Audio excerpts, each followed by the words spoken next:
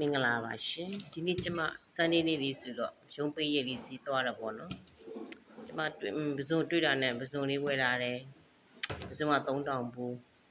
အသေးမြင့်လေးက3တွဲရတာပေါ့နော်3တွဲ9000တဲ့ကျမတန်းဆင်ပြီးတော့ဘူးလေးနဲ့ထည့်ထားပါတယ်ဘူးလေးတစ်ဘူးတော့အပြည့်ရတာပဲပြီးတော့ကျမရဲ့သားသမီးတွေအတွက်ငတာဘီ9နှစ်ကောင်သူတို့ပြုတ်ကျွေးဖို့အတွက်3000ဘူးမလာဦးဇီးတစ်ထောင်မလာဦးချင်းလေးချက်မယ်ဒီနေ့ကပြီးရင်ကျမနောက်နေ့တွေအတွက်သိမ်းဆဲမှာပေါ့နော်ပစုံနဲ့အသေးနေ့လေးကိုနည်းနည်းချူမုတ်စားလေးဟရုပ်ကောင်းလေးထည့်ပြီးတော့နေနှက်ပါမယ်ခရီးစီလေးပါထည့်ပြီးတော့နေနှက်မယ်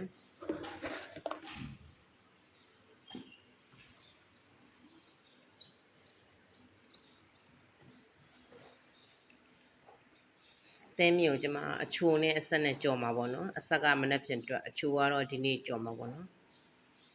ရုပ်ကောင်းလေးထည့်တယ်ခရီးစီလေးထည့်ပါမယ်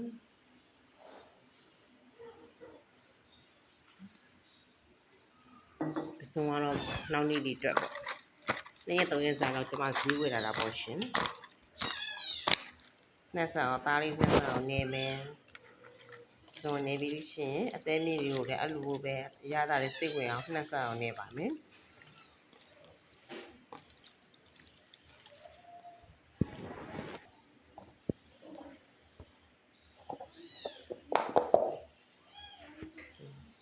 ဘူးလေးအဖုံးလေးကိုပိတ်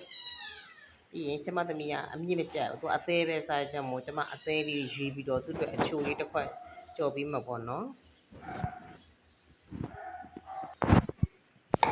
ကျန်တဲ့တစ်ဝက်ကိုကျမမာလာအနှစ်လေးနေပြီးတော့နောက်နေ့အတွက်ထားမယ်အဆက်ပဲကြော်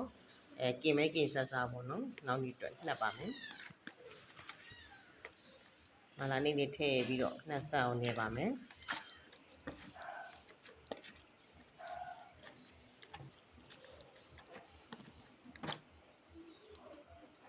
နေတယ်ပေါ့ခင်ဗျာနေပါလေခင်ဗျာ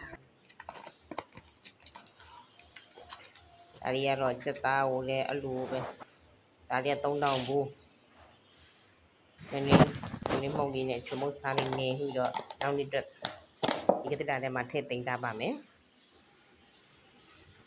အားလုံးပြီးသွားရင်ဒီကတတာတွေကိုကျွန်မယူလာပါတယ်ပြီးတော့ဒီနေ့ကျွန်မစတော်ဘယ်ရီနဲ့စပစ်တီလေးတွေဝယ်လာတယ်စတော်ဘယ်ရီကတော့ကောင်းစပစ်တီက2500ဘူးချိုးနာပဲစီတောင်းမှာပါကျွန်မသမီးကြိုက်တယ်လေကျွန်မနှိုက်ပြီးလိုက်တာပေါ့နော်ချိုးနာပဲ